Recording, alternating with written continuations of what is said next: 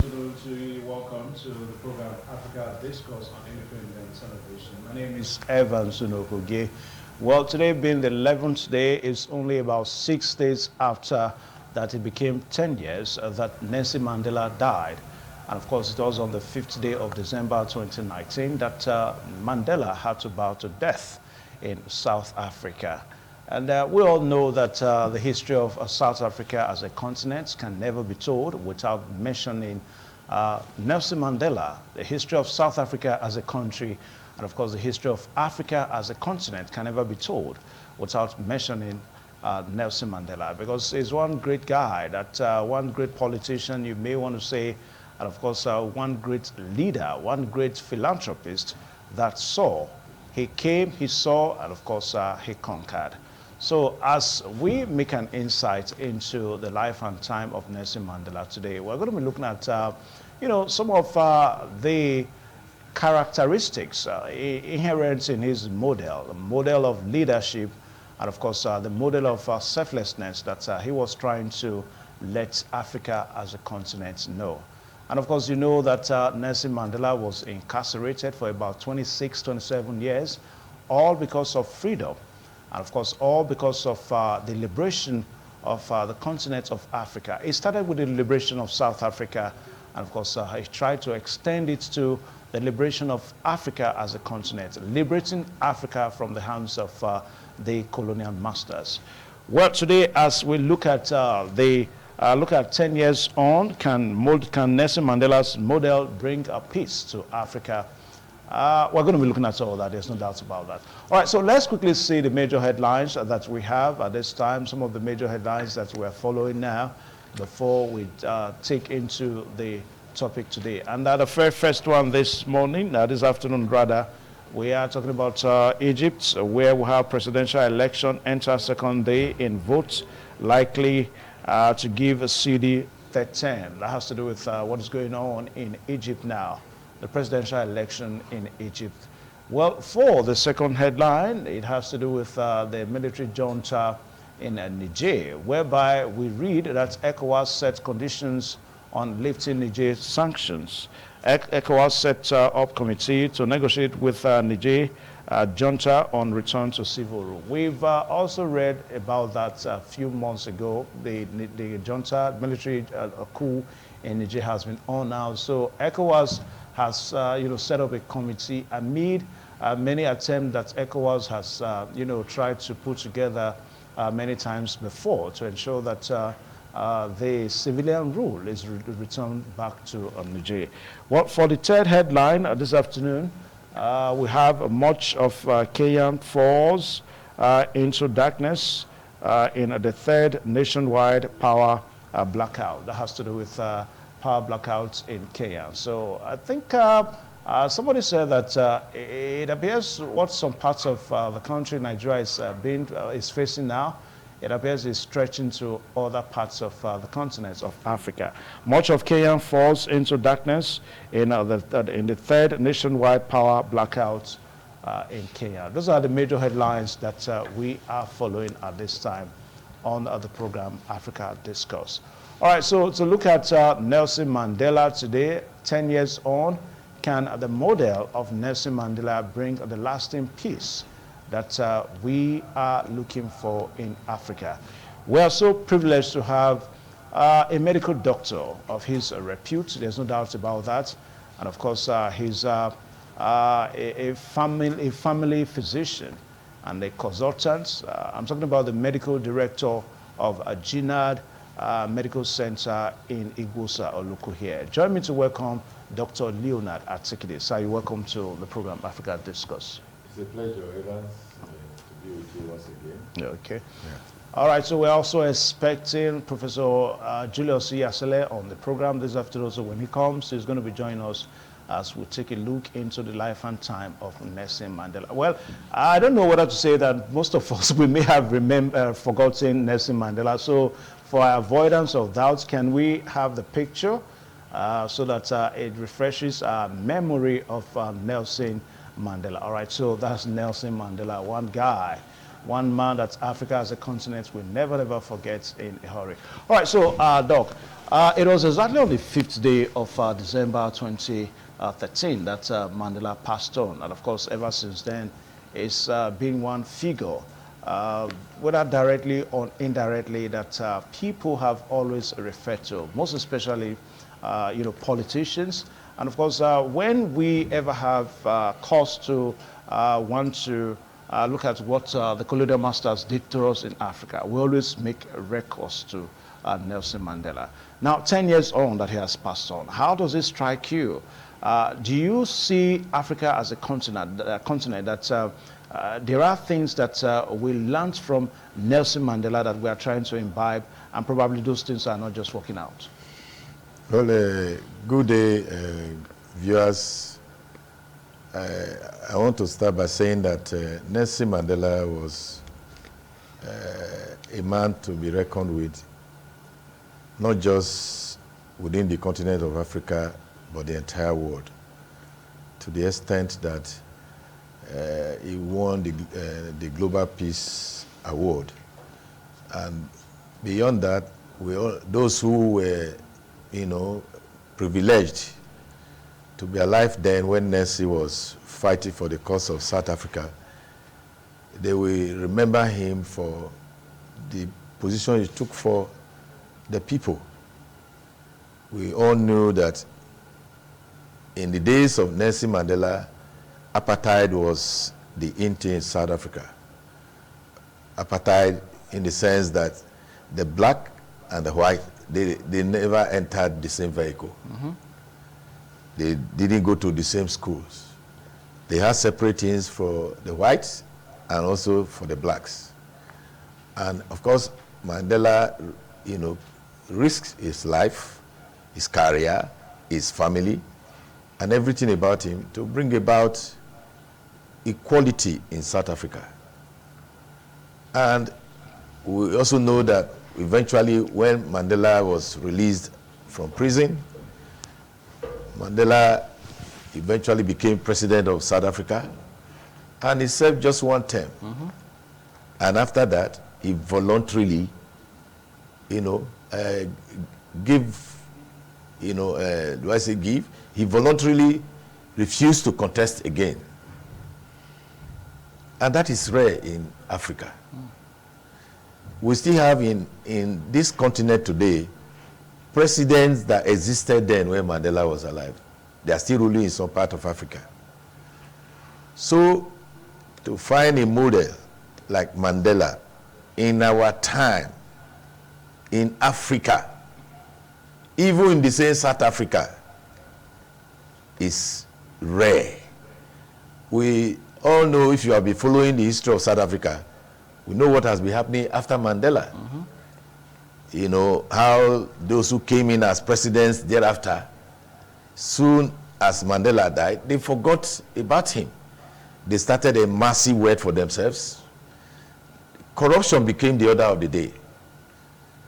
And if South Africa, where we had this hero,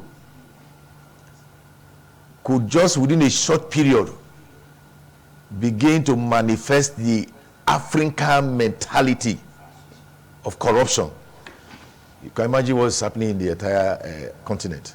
So it's a difficult thing for us to find a model like Mandela in our time. We have had people who went through similar experiences, but shortly after they came to power entered their head. And so they began to, do whatever pleases them, not minding what the people felt. Mm. So for me, Nelson Mandela is difficult for us to replicate in the African continent. Okay. Now, what would you want to say was probably the driving force for Nelson Mandela? I mean, we saw somebody that he actually stood to fight the colonial masters. And of course, eventually he got the opportunity to become the first black head of states in the history of South Africa. Yeah. And he just did one term. So what do you think was the driving force I mean, one would have thought that, okay, eventually had the opportunity, he would do the first term, he would do the second term, and probably make moves to amend the Constitution. So what would you want to say was the driving force for Nelson Mandela? If you look at the family history of Nelson, you discover that he came from a family background where stop. Yeah, just go on now. Just go on. He came from a family background where his own dad then was in the palace. Yeah. And the dad was among those who, you know, the father was among those that were fighting for freedom of South Africa. And so he, of course, learned from his dad. That is why I used to tell people, if a man grows up in an environment where, you know, anything is allowed, it's likely to reflect in his future life. So Mandela had a good childhood upbringing, a selfless childhood upbringing, that eventually he imbibed himself and saw it that the way of life is not just personal satisfaction, but service to the people. And so he gave in, and he had that character inculcated in him. And I think that was the driving force in terms of what motivated him, even to the extent of, you know, forgetting about what the people were, you know, forgetting about what he was suffering, and he took pains. He went to prison, he never mind. He was in prison, he didn't give up. Even while in prison, we are aware several times he went on hunger strike. He was in prison, yet he was still hungry inside prison because he was determined to ensure that freedom came to South Africa. So the driving force that Mandela had, to me, is upbringing. So the parents or the dad was able to inculcate into him good values, and that manifested in his future life endeavors. Viewers out there, the program is still Africa Discourse on Independent Television. We are looking at Nelson Mandela. 10 years on, can Mandela's model bring peace to Africa? Just like what I said a while ago, that it was exactly on the 5th day of December 2013 that Mandela passed on. So it's been 10 years on after the death of Nelson Mandela. And we've been able to establish what he stood for, his model. The model of selflessness, and of course the model of really trying to end, you know, white supremacy in South Africa. It was a big issue in South Africa, to the extent that the white people had their school, and of course white, you know, South Africans had their church and all that. But somebody like Nelson Mandela was determined to bring to an end that kind of separation in South Africa. Well, also joining us on the program this afternoon, I told you that we're expecting Professor Julius Iyasele from the Ivory 12 University of Benin. Sir, you're welcome to the program Africa Discourse. Thank you, Evans, for having me. You're welcome. Good afternoon, viewers. All right, so Professor, we are trying to look at the life and time of Nelson Mandela, his model. Are there things that you also want to point out from Nelson Mandela that perhaps the kind of leaders we have in Nigeria today, in Africa today, can take from? Yes, the number one is that Mandela believed in other people. He took the concerns of others before his own. He was ready to go it no matter the length for any other person, even before himself. And so that is why he was able to take all the pains that he went through for South Africa. If you remember, there's this Indian film, say, I die for Mama. Are you ready to die for anybody? Just for that person to have justice, for the other person to have peace. Mandela exemplifies all of this. That is selflessness, putting others before you. Yes, some persons may argue that even faith books says, love yourself as you love your neighbor, or love your neighbor as you love yourself. But it's difficult to do that. That is why when you have contact with anybody, the first thing first is to let the person have before you, because you cannot equally measure. There's another faith-based organization that also says if you can love 4 women equally, then you marry 4. But they know, although setting such rules know that it is not possible to marry 4 women equally. And so they're restricting you actually to just one person, to one. So, but Mandela may not have been able. And so he believed that let me put the other person first before me. And that is what he has seen, that he did. Okay. All right. So, Dr. Leonard, now, you know, Mandela had so many issues, ranging from marital issues, and of course, he also had issues that has to do with some South Africans were not even in support of what he believed in, because he was totally interested in trying to bring the doctrine of equality in South Africa, which to a very large extent, that country today, you know, has suffered from. I mean, we saw the xenophobic attack many years after. It was not even up to 10 years that Nelson Mandela died, and we saw how South Africans started having a take on some other Africans, you know, Nigerians and all that. Now, was it that the South Africans, they didn't learn enough from him, or what do you think will happen after he died? You see, like I mentioned earlier, after the death of Mandela, a lot of this went wrong.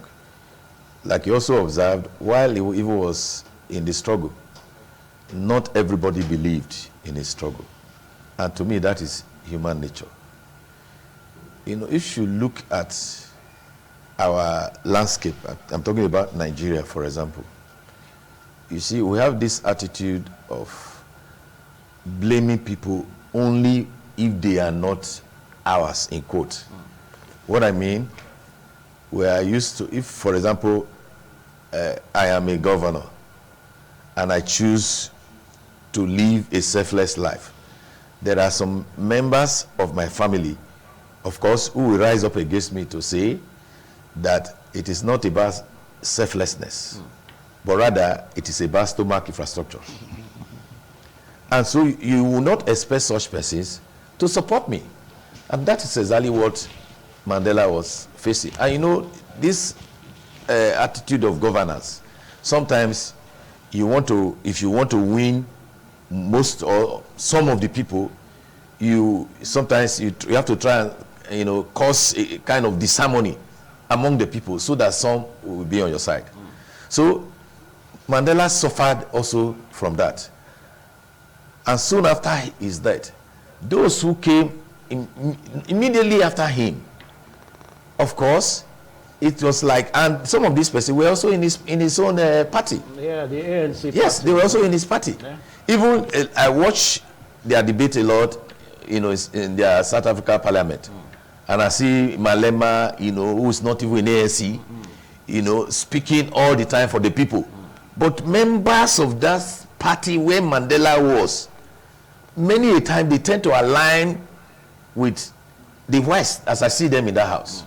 So it is, I still believe that it's this African mentality that has crept into South Africa, where it is, you know, self-preservation first. So I think the people, yes, the group we have now, many of them didn't even experience, they were not adults as at the time Mandela was going through all this. How do you mean by they were not adults? What I mean, like the people who are in their 40s, 30s, these are the group we call youths.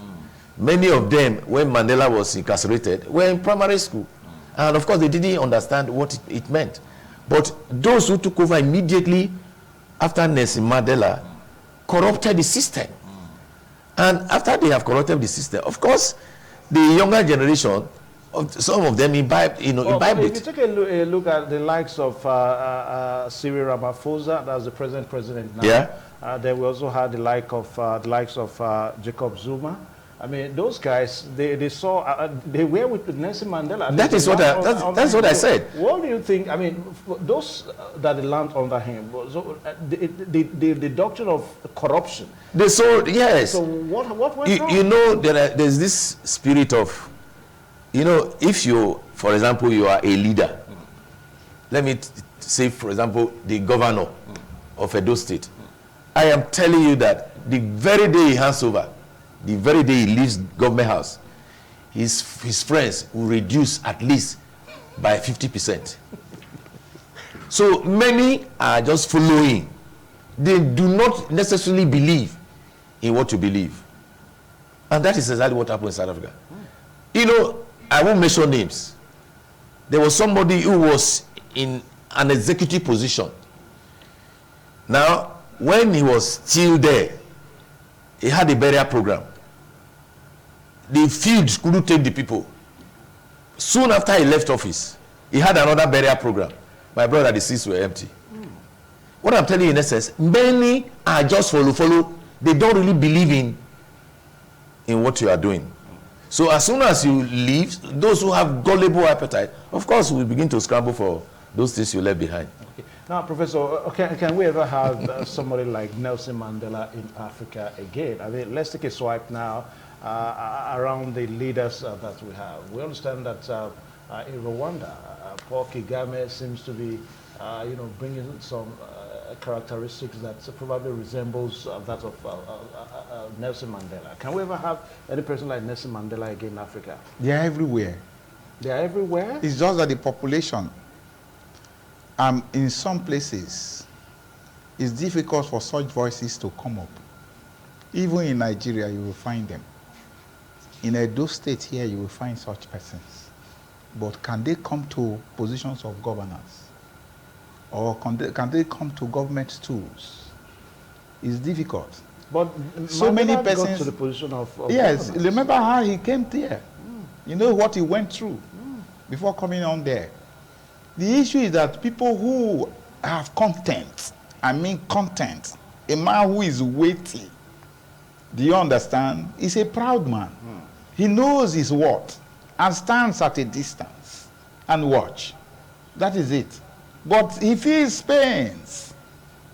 You understand? He knows what is supposed to have happened. But the forces in the environment is what, impinges and makes it difficult for him or her to come up. You remember people like Magufuli? Magufuli in Africa, they killed him. There are Sankara, Thomas Sankara. There are people who have the mind for the people. Let me put it that way. But the issue is, in Africa, what is the biggest problem is a working structure.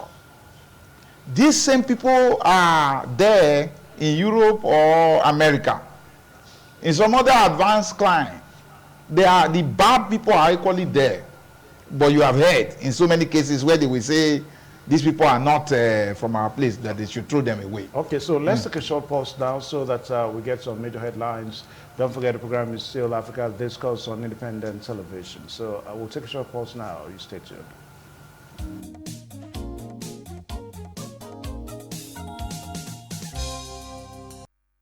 All right, thank you one more time. The program is still here on African Discourse, independent television with Evan Sunukugi.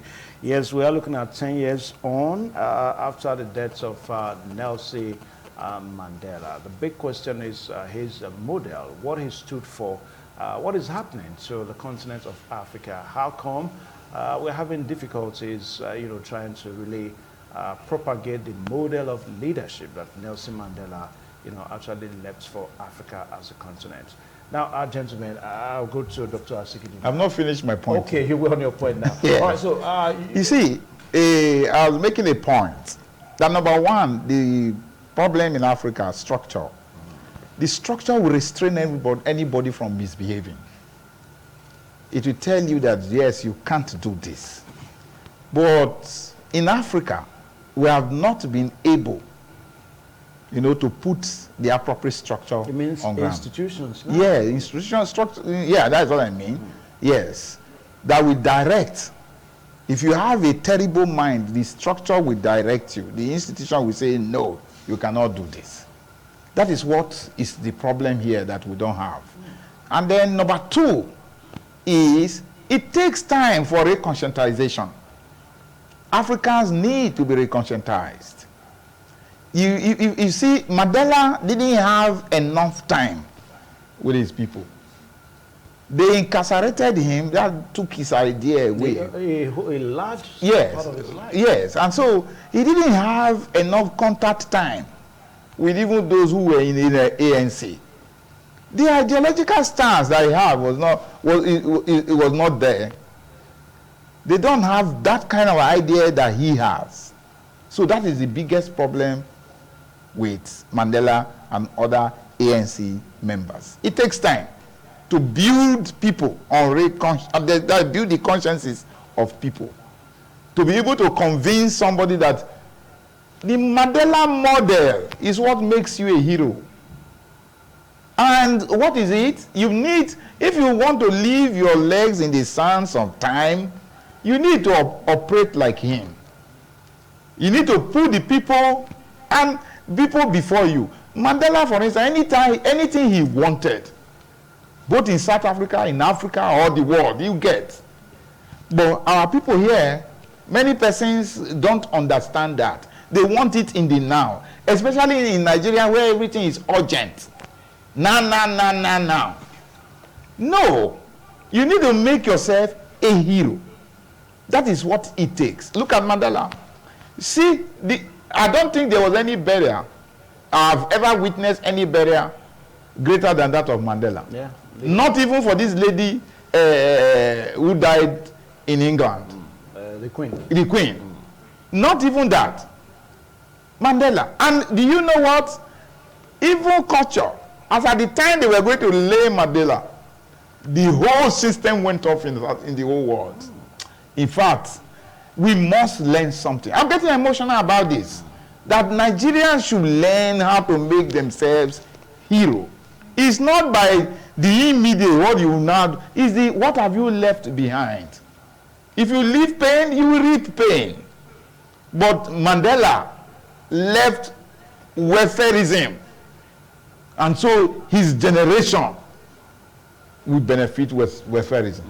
Left welfareism, that's a big one now. But let us look at it one more time, because I mean, for somebody that died in his 80s, he spent about 27 years in jail. That's a large chunk of his life in jail. Yes. Now, when Mandela was living, we did not see what we are seeing presently now in the political space in Africa, talking about the way military is making incursion into political space now. I mean, it's happening, you know, in major countries on the continent of Africa. Now, still going back to the colonial masters now, because we understand that these military junta guys, they are being aided by the colonial masters and all that. The Wagner group from Russia, you know, aiding some of them. And of course, we also have the French men, you know, also aiding some of them. Now, what has gone wrong? That's all of a sudden, after the death of Nelson Mandela, all of a sudden we saw military, you know, making incursions into the political space in Africa. Dr. Leonard. No, I think even in the days of Nelson Mandela, because I remember those days when we were primary schools and what have you, we had military leaders. For example, the days of no, not Obasanjo now. Before Obasanjo was, what's his name now? This man in Niger, Babangida. Babangida was there for 8 years. Yeah. After him, Abacha came in. Thereafter, Abdul Salam, if I'm right. Then, so, and we only had Shagari, who was there for like, I think like 6 years before he was overthrown by the last president. Yeah, but the rate at which we have it now, I mean, is worrisome. No, if you... All over Africa. Well, you see, now, what is encouraging this military incursion after democracy is still the same issues of mismanagement. Because if you look at Africa, for example, you discover that there's abject poverty across. Abject poverty. The people are suffering. People cannot eat 3 square meals in a day. And so people begin to clamor for a change. And of course, violent change for that matter. Okay, look at what happened in Ghana some years back when Rawlings took over and they started flocking into Nigeria. Soon after Rawlings handing over, of course, you see Ghana is going back again. So what I'm saying in essence, this spirit of greed that is in our African leaders or our African people, it has not in any way, it has not in any way left us. So we have not changed from that. So for me, if we want to stop military incursions, our leaders need to learn to do the right thing so that democracy, of course, how do you run an election? You do a local government election, you say, you are telling us that all the councillors, all the chairmen are from what party? Is it possible? It's not possible. It is clear. You do governorship election. Some areas they shoot gun here and there, carry the ballot boxes, yet you write the result and you announce it. It gets to a stage that you can push a goat to the wall. When it gets to the wall, you turn back at you and bite you. And that's what is happening in Africa again. So our leaders need to learn that if there is no good governance, the people will demand for it by force. And that's what we're experiencing again. Okay, now, Professor Julius, a while ago before you came, we were trying to look at Nelson Mandela that fought almost throughout his life, for the freedom of Africa. And eventually, when he was given the opportunity, he only took just one single term. Unlike the likes of Ali Bongo now, that almost want to rule for an entire generation. Now, I think our leaders need to learn from Mandela in that direction. That leadership is an opportunity, and once you are given that opportunity, you come, you make your impact, and of course you leave. Unlike some of the leaders that we have in Africa, they want to do, 2 terms is almost a norm now. 2 terms of 8 years in Africa is almost a norm. Whereas most countries, their constitution recognizes just 1 term of 4 years. Professor. Yeah, the cyst-tie syndrome, very nauseating in Africa. And you have not done well. You want to force the people to accept you. It's almost impossible. That is why you have this uprising, the military uprising. Yeah, be cool. Because you can't continue to twist the system. The system will revert. That is what is happening. The idea here is you have to follow the law. You follow rules and regulation. You want to subvert it, people are just watching you. It's not as if they are fools. They know when you do the right thing, and they know when you are not doing the right thing. So if you don't allow the system to work normally, the issue is like those who make peaceful change impossible, make violent change inevitable. Yeah. That is what happens, and that is what we are observing here. Let our people learn. If they are asking for 4 years, do 4 years. If you have become so fantastic in office, let me tell you, you take a nomination paper, the people will even take nomination paper for you later to want to bring you back to government. It can happen once they know that you are working well. Not when you are not doing well, you are forcing yourself on the people. It won't work. The cyst-tie syndrome will not work. The people are getting enlightened, people are becoming more aware and all that. People will dare you when the time comes. And that is what you see. Just looking at the example that this National Assembly have done now, that because of the bombing in Kaduna in Nigeria, then they were forfeiting their 1 month salary. Allowance. Yes, millions of naira. Do you understand? That has gone. In fact, the spirits will hear it apart from human beings. I'm telling you, they are suddenly warming themselves back into the hearts of Nigerians, by that singular action. And they continue like that. And then I will wish that the devil that will not allow Nigerians to think well, let this become the end for the operations of the devil. Because what they have done is what before now they are supposed to be doing. At the end of the day, it's the people that will even tell you, you are looking for help, you will get help free. Anything you will get. The people will sing your praise. They will give you what you want. And once you don't do the normal thing, whatever you have is never enough. That is the truth. Okay, Doctor, are there political lessons or maybe leadership lessons that Nigerian leaders have to learn from the character of Nelson Mandela? Let's bring it down to Nigeria now. What are the lessons do you think that our leaders need to learn from Mandela?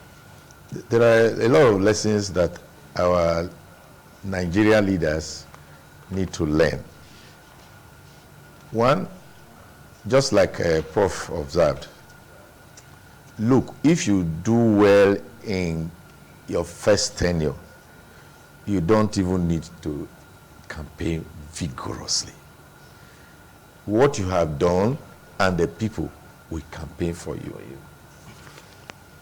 Now, apart from that, we need to understand that the purpose of governance is because of the people, is for the welfare of the citizenry. Governance is not all about you, your family, and your extended friends. No. If you come to power, learn to work for the people.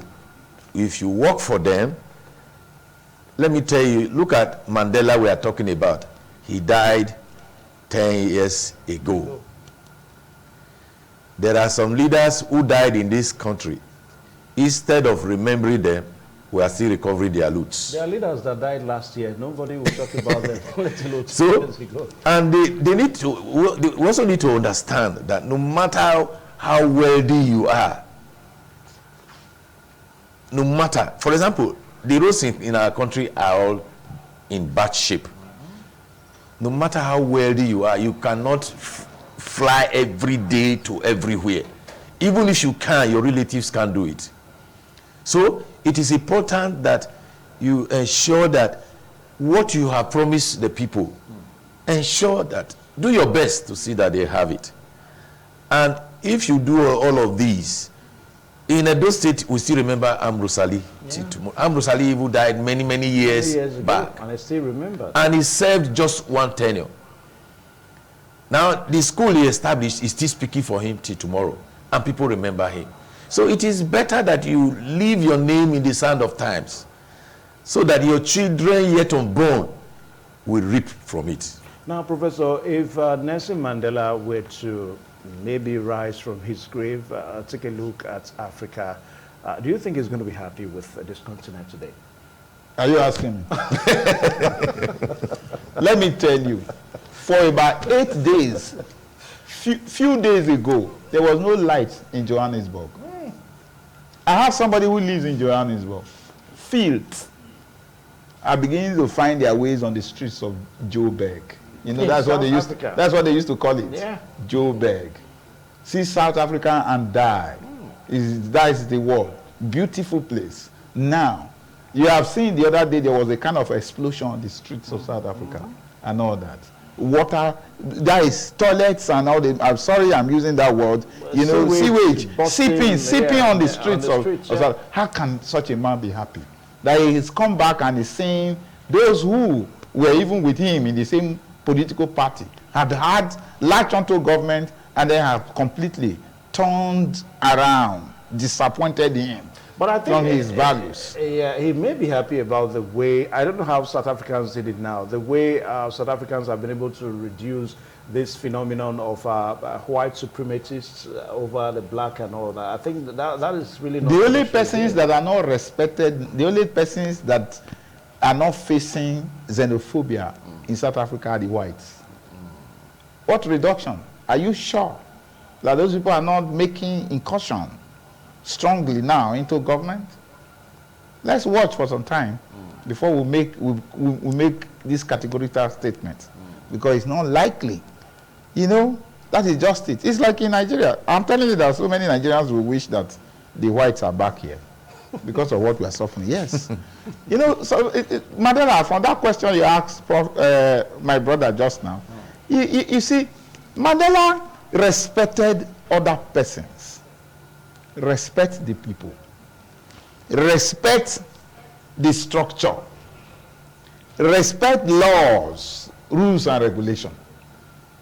When you are that, be humble. Don't think that you are greater. You know, the deceit many of our people have is that they come across, they think they are more important than you. They think they are more intelligent than the other person. It's when you are foolish, you think like that. Because the other person is just only watching you, looking at you. Most times, and you are there thinking that you are better than the other person. Who told you? By what measurement? And all that. So that is the problem that our people have. Respect the system, respect the structure, do whatever, live. Be humane in anything you do. Put others before you. That's all that we require here. And then the system will be better. If you are there today and you are no more there tomorrow, and the system has grown very, very badly, to what extent do you think the money you have put down will continue? Those who save money in naira, in millions, we certainly have found that the money has become thousands now by the new exchange rate. So why putting money down? Why not put down things that will continue? I want to prescribe for politicians. Please let them, instead of keeping their money and saving their abroad or putting anywhere, set up businesses for other people to work in. Yeah. You make more money there. I'm telling you.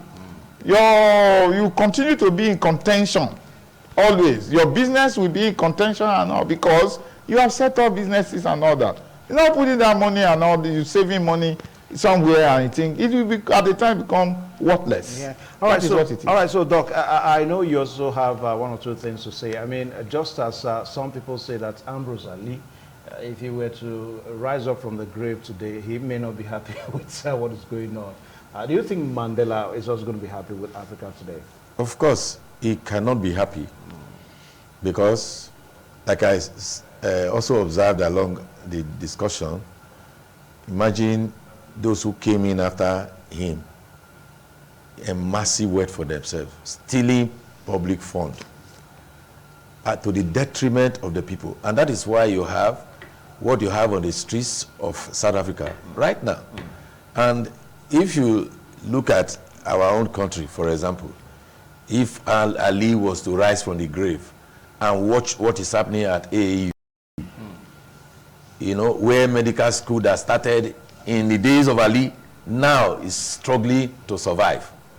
Ali will weep, he won't be happy. So I think Mandela will never be happy if he's to get up from the grave and just take a look at South Africa and even the African continent. Of course, he will not be happy. All right, so gentlemen, this is where we leave the discussion today. Just like what we said, that in time to come, many, many years to come, nobody, perhaps a lot of people will never forget Nelson Mandela, the great Mandiba. That's the native name that he got from the grassroots. He was a grassroots man, there's no doubt about that. And one other thing that we must praise Nelson Mandela for, I didn't want to mention that now. He had so many marital issues with his wife, winning Nelson Mandela, but he never allowed those marital issues, to interfere in his leadership model that the world is following today. So we just hope and pray that African leaders can really learn from Nelson Mandela, because the man really he made a lot. Are you rounding up, sir? I am. Hey, let me tell you, many of those conscience-laden people hardly succeed in marital affairs. Even in our union, people who are sold to other people, people like, if you hear of Dick Fashional and all that, at the time the wife says you should choose between her and the union. I say I choose the union, and that ruined his marriage and all that. You know women. You know some women. Let me know total. Some women. You know, if you are spending money on somebody, you find that most women will expect that you spend the money for them alone. I'm sorry, I'm not indicting her, but these are textbook information and all that. Yeah. And so somehow, Winnie would have expected that Mandela would donate all his life to her. Yeah. And Mandela said, no, there are people suffering there. I need to put them out of dungeon. And the woman wasn't comfortable with that. And of course, it affected the marriage. Yeah. She also had so many temptations. We don't want to go there. You know, all that we have to say is that the world, Africa as a continent, will never forget Mandela. I want to say a very big thank you, gentlemen, for finding time to come. The medical doctor, chief medical director of Gina Medical Center, thank you so much for coming. And also professor from the Ivory Tour, University of Benin, Professor Iyasile, thank you so much for coming. Thank you. All right, so until same time and next week on the same program, Africa Discourse. My name is Evan Sunokuge. Thank you, bye-bye, and God bless you.